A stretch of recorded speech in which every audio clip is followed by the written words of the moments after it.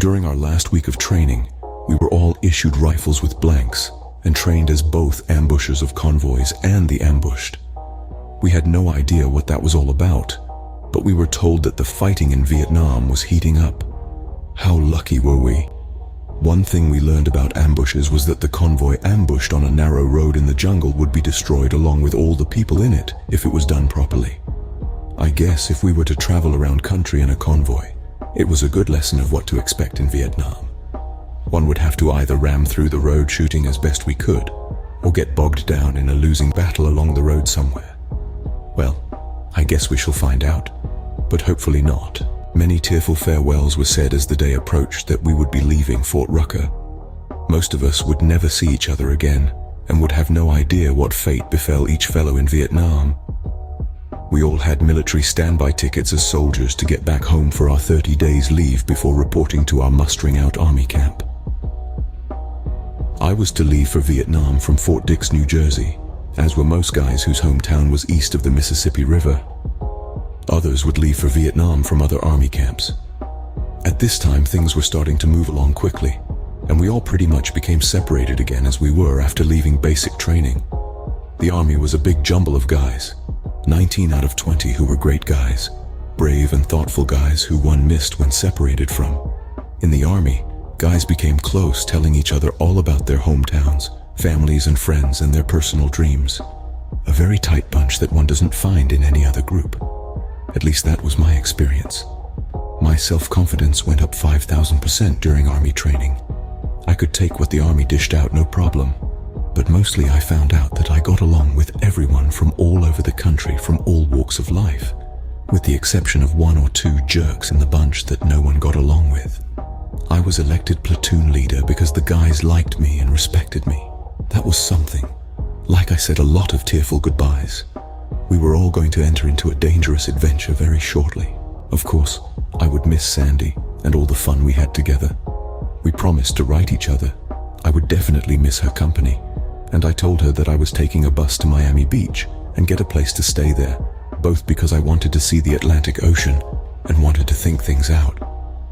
I would write her from there. My parents wondered why I didn't want to come straight home, but I told them that as long as I was down in Florida, I might as well see Miami Beach, as I heard so much about it. So, I went sightseeing on a Greyhound bus to Miami. Florida's plant life was sure different than up north, and so was the weather. It was late January. How wonderful the warmth and sunlight. A real-life dream. Once in Miami, I headed to South Miami Beach. I went to the south end of the beach near the dog track. There was a hotel there that was pretty much all Cuban, and that was my hotel while there. I loved walking out and watching the water. The song Sitting on the Dock of the Bay by Otis Redding, it fit my frame of mind. I walked along the cafes along the beachfront. I bought coffee and rolls and totally enjoyed myself. My girlfriend during high school was Cuban. She and her family had to run from Havana because of Fidel Castro taking over the country in 1959. I liked staying in the Cuban section of South Miami Beach. I liked the food and the music. Most of the music seemed to be bossa nova, which I still think is beautiful today. The environment was foreign to me, which I liked. So warm and sunny, and me swimming in January. That's what I call great conditions. Miami Beach seemed like a far-off country to me, and I enjoyed that feeling very much. And there was something nice about not understanding what people were talking about. It let me dwell on my own deep thoughts, and I had a lot of them. Sandy and I could get lost in Miami if I deserted the army, I figured. But I would never do that. And I really didn't like the idea of going back up to cold Chicago. I could stay here until I would have to report to Fort Dix, New Jersey. I was just there 5 weeks ago, but I would like to say my goodbyes to my family before heading to Vietnam.